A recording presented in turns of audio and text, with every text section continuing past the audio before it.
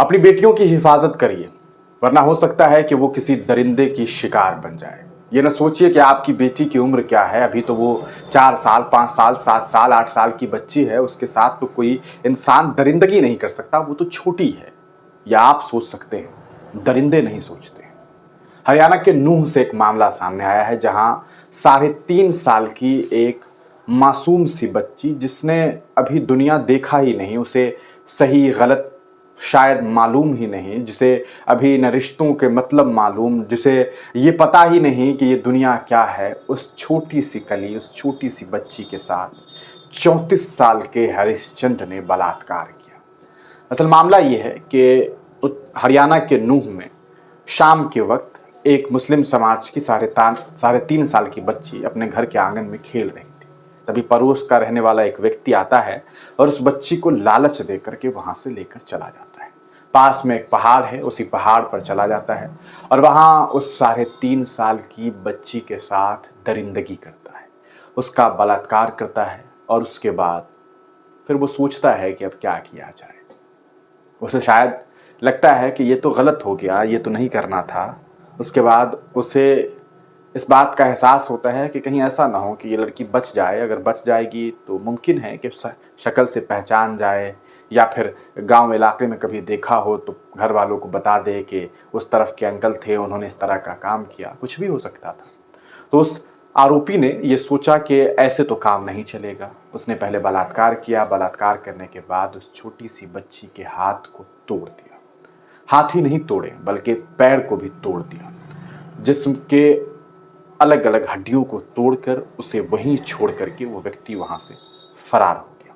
तभी गांव में एक शोर हुआ कि हमारे घर की बच्ची नहीं मिल रही है, मेरी बेटी पता नहीं कहाँ चली गई है। उसे ढूंढना शुरू किया गया। तभी उस भीड़ में वो इंसान भी शामिल था और वो भी उस बच्ची की तलाश में जुट गया। जब ढूंढने की तमाम कोशिशें की गई तो पता चला कि वो लड़की जो है एक पहाड़ पर मिली है। उसे देखकर घर परिवार वाले, गांव वाले काफ़ी शॉक्ड हुए। उन्हें समझ नहीं आया कि इस छोटी सी फूल जैसी बच्ची के साथ इतना जुल्म।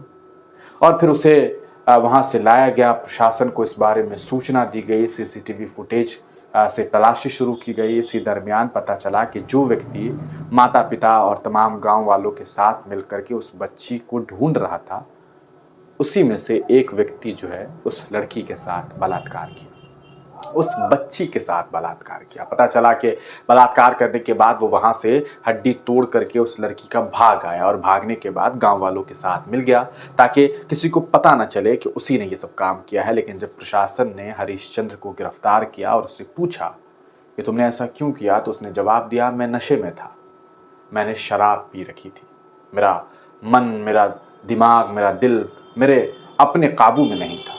अक्सर जो अपराधी होते हैं उनका यही कहना होता है, और अपराध करने वाले असल में इस तरह का ही काम करते हैं।